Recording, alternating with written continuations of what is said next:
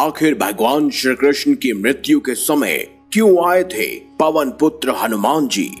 क्या वो सचमुच भगवान श्री कृष्ण की मृत्यु के समय वहां पर मौजूद थे? हमारे चैनल को सब्सक्राइब अवश्य करें और बेल आइकन जरूर दबाएं।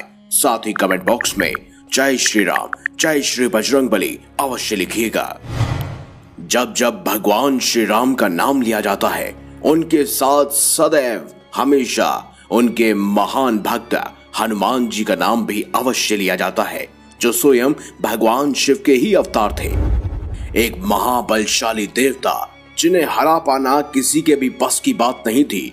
यहाँ तक कि भगवान शिव हो, भगवान विष्णु हो, ब्रह्मा हो, यम हो या कोई अन्य देव, सभी से इन्हें भिन्न भिन्न प्रकार के वरदान प्राप्त हुए थे, जिसके चलते इनकी शक्ति कई अधिक गुना बढ़ गई थी। हम सब ये जानते हैं भगवान हनुमान जी आज भी चिरंजीवी हैं। वो त्रेता युग में स्वयं भगवान श्री राम के साथ भी थे और द्वापर युग में स्वयं भगवान श्री कृष्ण के साथ भी। महाभारत में एक नहीं बल्कि सैकड़ों बार हनुमान जी का जिक्र मिलता है। जहां एक बार स्वयं उन्होंने भीम का घमंड चकनाचूर किया, तो वहीं महाभारत के युद्ध में वो सर्वश्रेष्ठ धनुधारी अर्जुन के रथ के ध्वज पर विराजमान हुए। हम ये सब जानते हैं कि महाबली हनुमान जी ने कई प्रकार से द्वापर युग में अपनी उपस्थिति जाहिर की थी। वो प्रत्यक्ष रूप से भले ही पांडवों को एक या दो बार मिले हों, लेकिन वो अप्रत्यक्ष रूप से हमेशा उनके साथ ही थे। अब जिनके साथ स्वयं भगवान श्री कृष्ण खड़े हों, उनके पास आखिर भगवान हनुमान जी क्यों नहीं जाएंगे? क्योंकि भगवान श्री कृष्ण पहले श्री राम ही तो थे।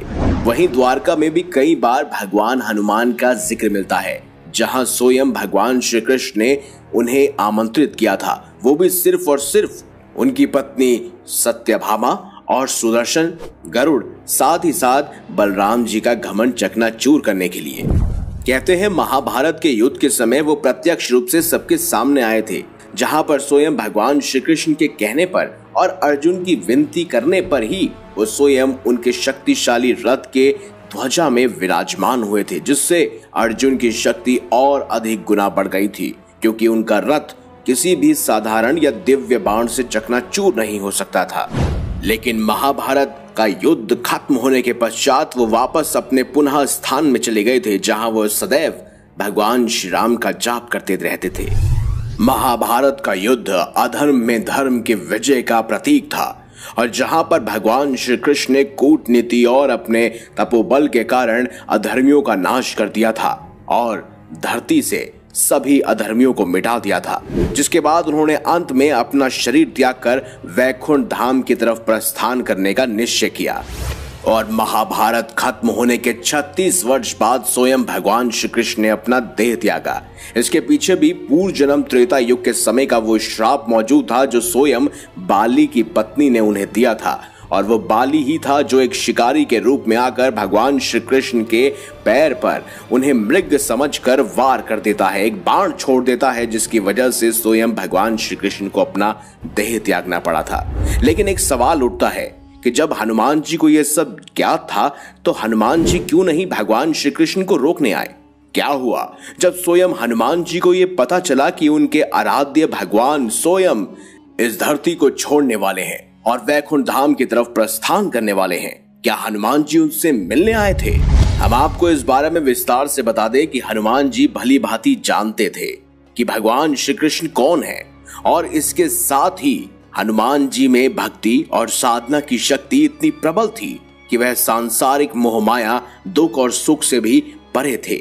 इसीलिए वो ये सब बात भली भांति जानते थे कि भगवान श्री कृष्ण किस प्रकार इस धरती पर आए हैं और किस प्रकार प्रयोजन पूर्ण कर वो इस धरती से जा रहे हैं। ऐसा ही संदर्भ हमें त्रेता युग में रामायण के दौरान भी मिलता है, जब स्वयं हनुमान जी के डर के कारण श्री राम को अपनी अंगूठी पाताल लोक में गिरानी पड़ी, क्योंकि वो जानते थे कि हनुमान जी उन्हें वैकुंठ धाम जाने ही नहीं देंगे। और जिसके बाद वासुकी नाग की सहायता से उन्हें श्री राम की हजारों अंगूठियों के बारे में पता चला। और इस विषय में हम एक पहले भी वीडियो बना चुके हैं, जिसका लिंक आपको डिस्क्रिप्शन में अवश्य मिल जाएगा, और साथ ही आई कार्ड में भी आपको वीडियो अवश्य दिख जाएगी। अब बात करते हैं कि क्या सचमुच हनुमान जी भगवान श्री कृष्ण से मिलने आए थे? तो इसका जवाब है नहीं।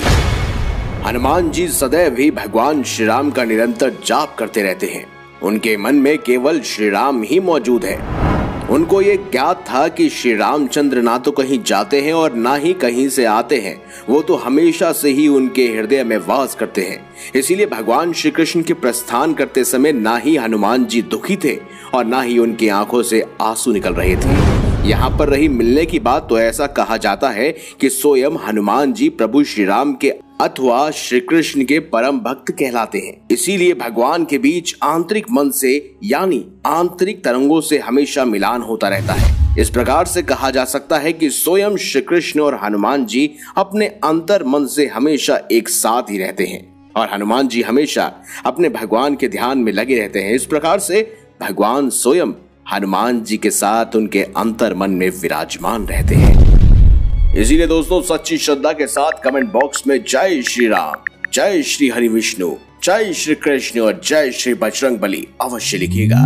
वीडियो अगर आपको अच्छी लगी है तो लाइक कीजिए, हमारे चैनल को सब्सक्राइब कीजिए और ज्यादा से ज्यादा शेयर भी कीजिए। मिलेंगे अगली बार एक नई खास वीडियो के साथ, तब तक देखते रहिए संपूर्ण ज्ञान का केंद्र बिंदु मिस्टीरियस हिंदू।